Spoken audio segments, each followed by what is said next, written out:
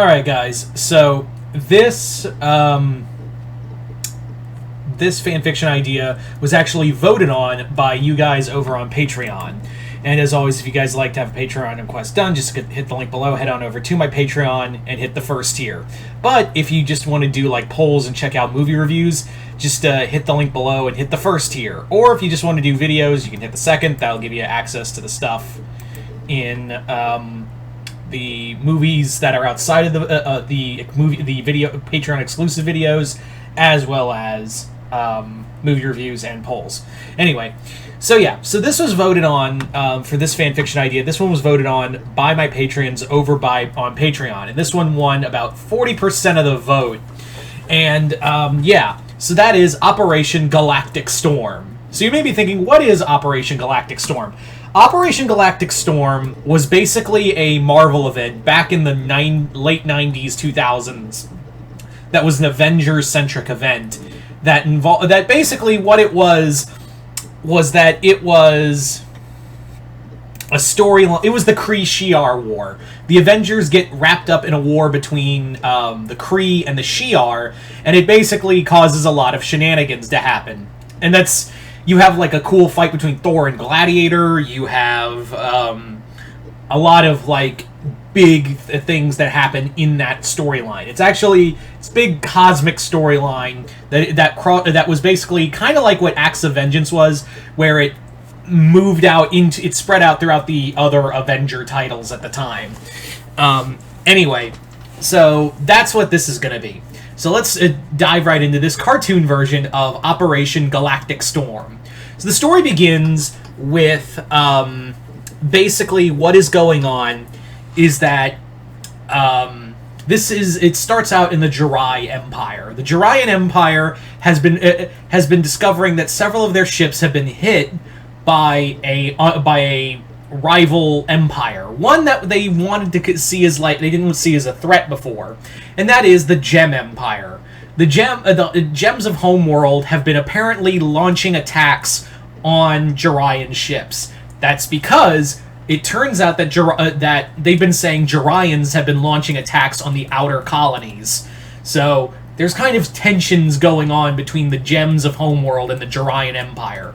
The two empires are some of the largest and most powerful empires in the galaxy, and it would basically be like World War III if this happened. So obviously, tensions are high. Like, tensions are incredibly high, and respectively, what happens is that, like, Blue Diamond goes down, comes to Earth and, tells Steven all about this. Meanwhile,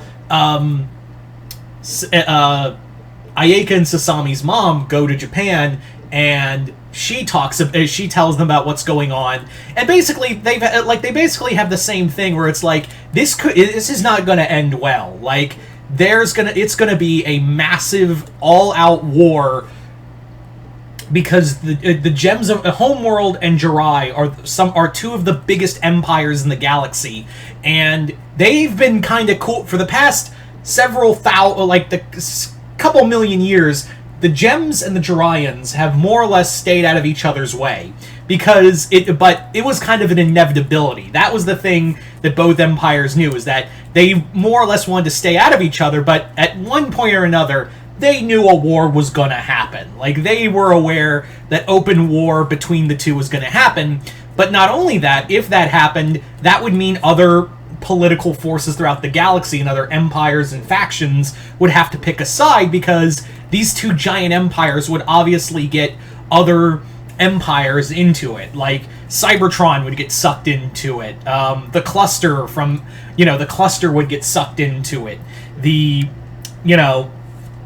There would be all these other forces that would essentially get pulled into an open war. So no one really wanted open war because it would just ravage the galaxy. But these attacks are getting worse. So in a last-ditch effort, what's happening is that Yellow Diamond is going to, White is going to meet her. She's leaving Homeworld. The only other time she's done this, White Diamond is going to meet with the King of Jirai and the other members of the Jirayan royal family in order to delegate like peace talks and kind of get to the bottom of this, because they're like, well, we haven't launched any attacks on colonies, and you've been attacking our cargo ships. So let's see if there's any truth to this, and maybe we can come to an agreement and maybe come to a ceasefire. Well, now that like blue's on Earth, yellow's still on homeworld, white and the Jorian homeworld meet on a even ground. Like, they meet on neutral ground. But what happens is someone unleashes a black hole generator weapon that more or less sucks them in and sends them away. And both surviving parties claim the other one did it. So now the Gems and the Jorians have decided to declare open war on each other, and everyone's a target. And the big thing is, yeah, that means Earth gets sucked in too. Earth can easily fall into it, because both Homeworld and the Jorians have stake on Earth. Like, they don't have like ownership, but they do have roots on Earth. So Blue Diamond told Steven, as well as, Sasami's mother, Ayeka's mom told them, look, Earth is going to get dragged in. If the war happens, Earth's going to get dragged into it. So now Yellow and Blue are in charge of Homeworld, and now, because Ayeka's mom was sucked in that black hole thing, the line of succession goes to Ayeka, Sasami, and more importantly, it goes to Tenchi. So now Tenchi is now the king of Jirai, and Steven gets talked into helping the Gems. So now it is open war between the Gems and the Jorians, and it's not looking good for anybody. You have other races who are kind of picking sides. The Altarans, Zordon's people, join forces with the Gems. Cybertron stands with Jirai. You have the Clustered stands with the Gems. Every of these other factions who are powerful in their own right, the Salamandrians, even the Utrom, have picked sides. And inevitably, Earth's heroes find out, and now Earth is a target for both planets, because, like I said, both planets have a stake on that world, and essentially, both factions want Earth, and they know the meta-human forces could prove useful. But Earth is just like, no, we're not going to get involved in this.